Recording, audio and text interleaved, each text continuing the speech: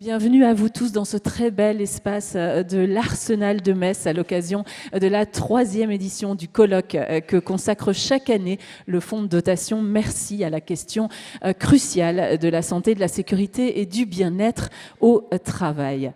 Le saviez-vous, 2500 ans avant Jésus-Christ, un papyrus égyptien rapportait déjà un cas de lumbago, mais oui, chez un ouvrier bâtissant une pyramide.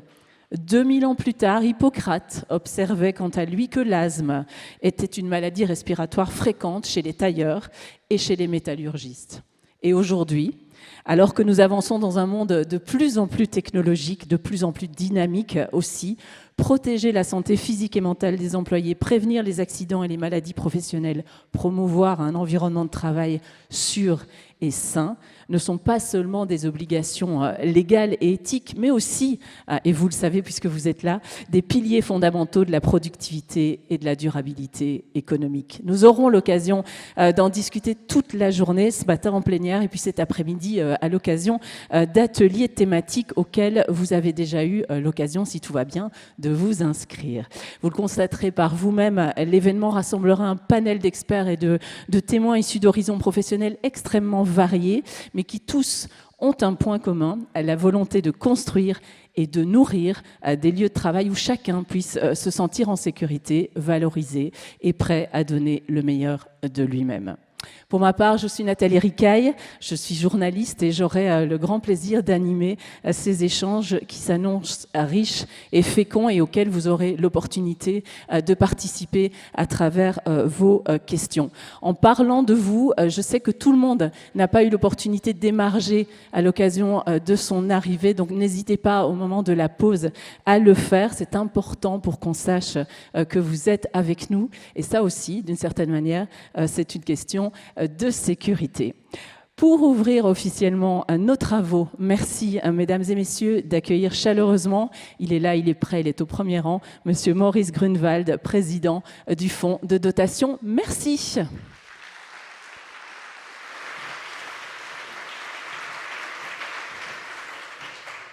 Bonjour président.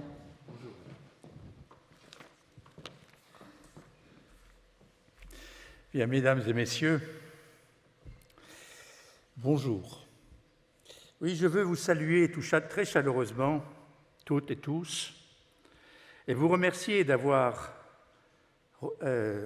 répondu favorablement à notre invitation et ainsi de participer à nos travaux de réflexion sur un sujet qui concerne de façon très importante l'ensemble des employeurs, mais pas seulement des employeurs, des travailleurs également, notamment dans leurs organisations représentatives, mais aussi de la société civile, qui, dans son attente de voir l'État remplir sa mission régalienne, qui consiste à veiller à la santé publique. Je tiens particulièrement à saluer Madame Sartor, représentant le président de la région Grand Est, ainsi que M. Jean-Marie Nicolas, qui s'est annoncé, qui doit représenter M. le maire de Metz et président de la métropole de Metz. De même, je remercie pour leur présence une forte délégation de responsables et d'étudiants de départements HSE, Hygiène, Santé, Environnement, des différents IUT de France, actuellement réunis en congrès à l'IUT de Thionville-Lutz, et qui a tenu à nous rejoindre pour ainsi confirmer leur engagement en matière d'hygiène et de santé des populations et de se préparer également à suivre toutes les évolutions des conditions de travail et de vie en société dans les années à venir. Permettez-moi maintenant de rappeler pourquoi ce forum, pourquoi ce colloque, et de vous rappeler quelques extraits d'articles du Code du travail pour expliquer le choix du thème qui a été retenu aujourd'hui, savoir sécurité et santé au travail, un enjeu économique, est-ce un outil, est-ce un investissement? D'abord, rappelons l'article L. 4121-1 du Code du travail qui dit ceci: l'employeur Et j'ai bien l'employeur et non pas le chef d'entreprise, parce que l'employeur, c'est un chef d'entreprise, c'est aussi un président d'association, c'est un président ou un responsable de toute structure dans laquelle il y a des travailleurs. Cet article dit donc ceci: l'employeur prend les mesures nécessaires pour assurer la sécurité et protéger la santé physique et mentale des travailleurs, incluant prévention, information et formation, et mise en place d'organisations et de moyens adaptés pour atteindre ces buts. Ensuite, il y a l'article suivant qui dit ceci: les employeurs organisent des services de prévention et de santé au travail, en abrégé SPSTI.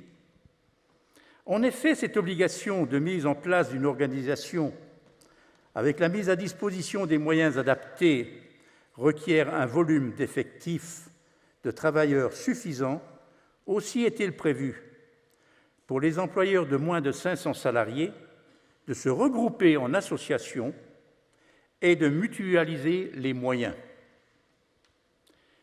Mais cependant, cela ne les exonère pas de leurs responsabilités, tant civiles que pénales.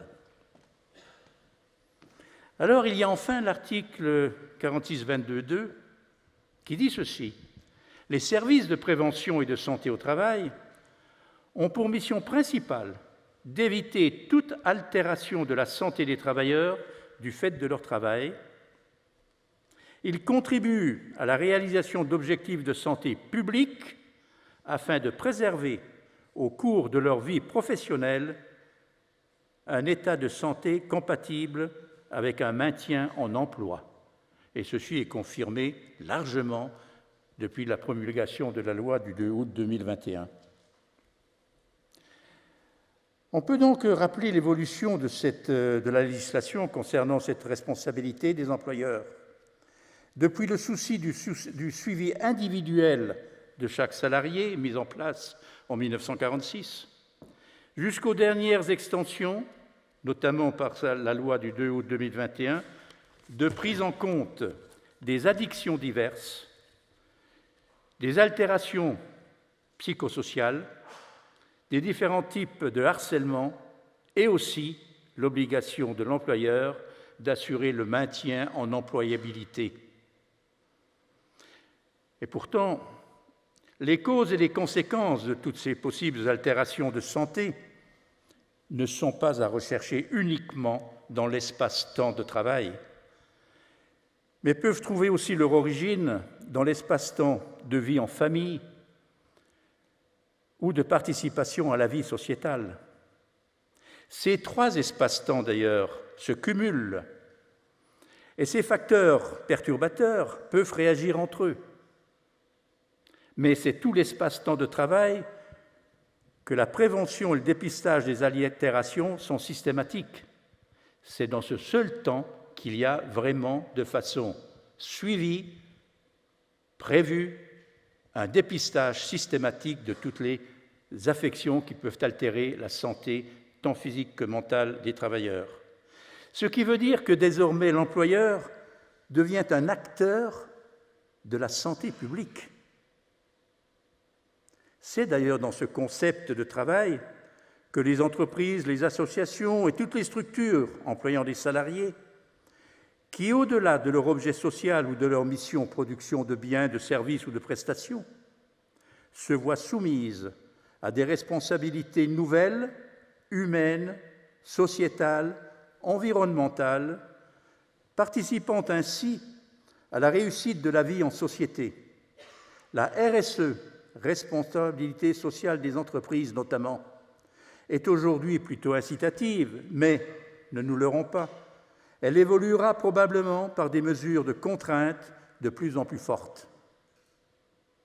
D'où la responsabilité supplémentaire de tout employeur à participer à la santé publique de la population. Le fonds de dotation Merci, créé par les partenaires sociaux, les représentations syndicales d'employeurs et de salariés, est soucieuse soucieux du bon respect de ses obligations et de l'amélioration constante des conditions de sécurité et de santé des travailleurs,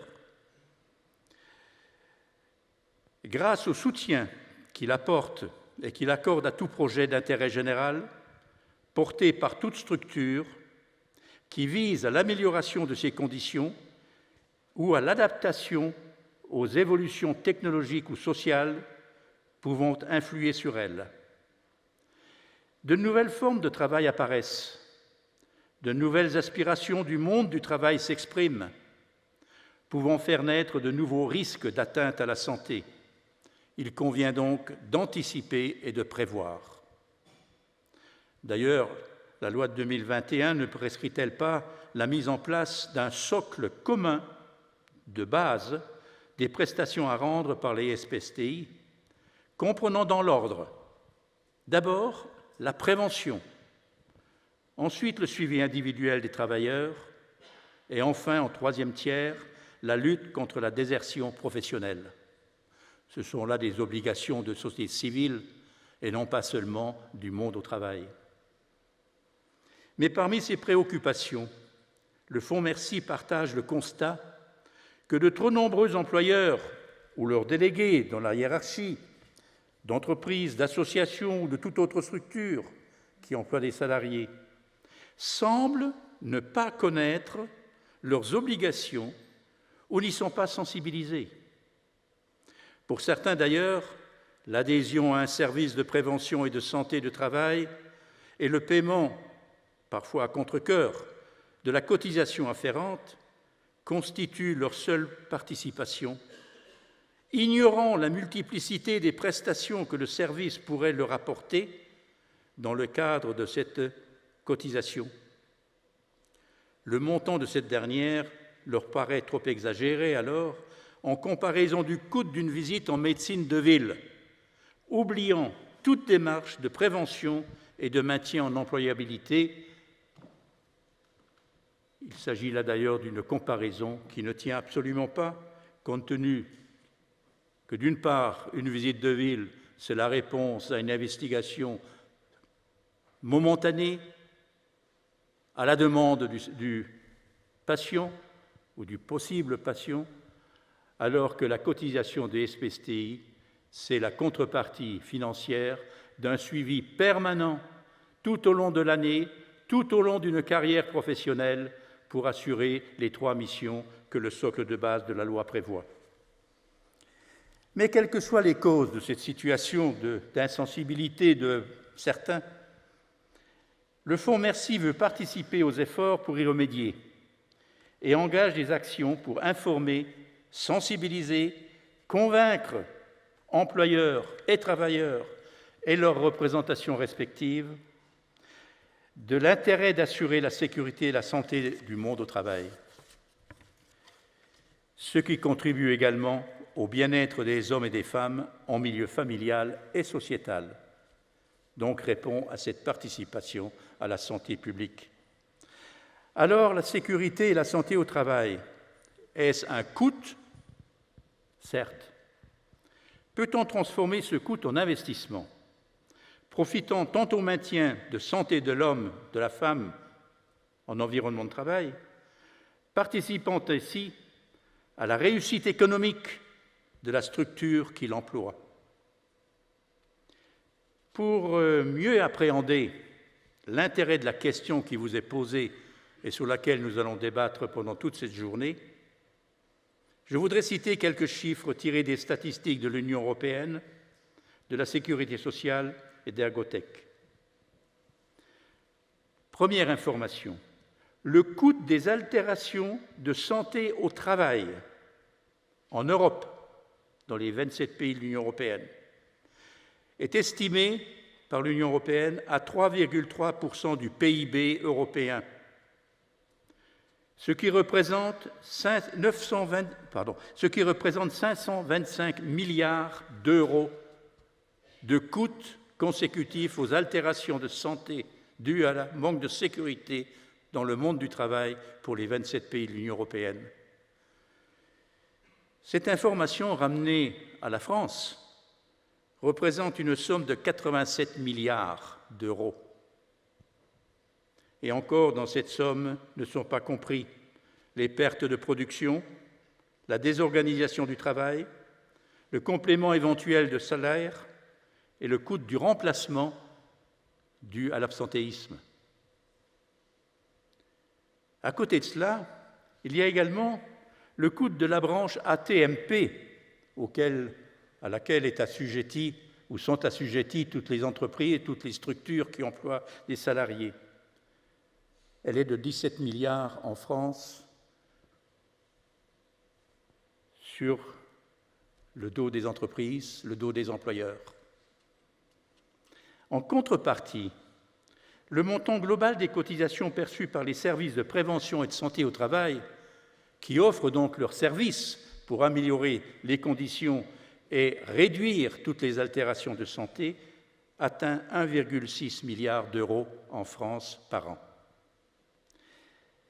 Sachant que ces cotisations comprennent toutes les prestations que peuvent rendre ces services, la prévention, une utilisation optimale par les adhérents devrait permettre une économie substantielle, très importante, sur le coût global des altérations de santé au travail.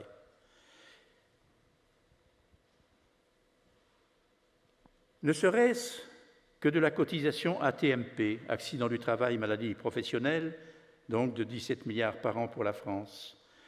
Si nous arrivions, grâce à un meilleur suivi de la santé et de la sécurité, de meilleure prévention, eh bien, si nous pouvions réduire ne serait-ce que de la moitié cette cotisation-là, ce serait une économie de 800 millions de 17 milliards, ce qui ferait 8,5 milliards d'euros qui profiteraient aux entreprises, aux associations, à toutes les structures qui payent cette cotisation à la sécurité sociale en matière d'accident du travail et maladie professionnelle. Si on faisait une économie en matière de la totalité du coût des altérations de santé, estimé à 87 milliards pour la France, si on réduisait ne serait-ce que de 20%, grâce à une meilleure sensibilité de tous les employeurs, pas seulement des grandes entreprises ou des moyennes entreprises, mais de tous les employeurs dans l'industrie, ce qui est déjà souvent le cas, mais également dans l'artisanat, dans le commerce, dans les petits services. Si on arrivait à réduire de 20% la sinistralité de santé, on économiserait 20% de 87 milliards. Faites le compte, c'est 16 à 17 milliards d'euros qui reviendraient, ou du moins qui profiteraient à tous les employeurs.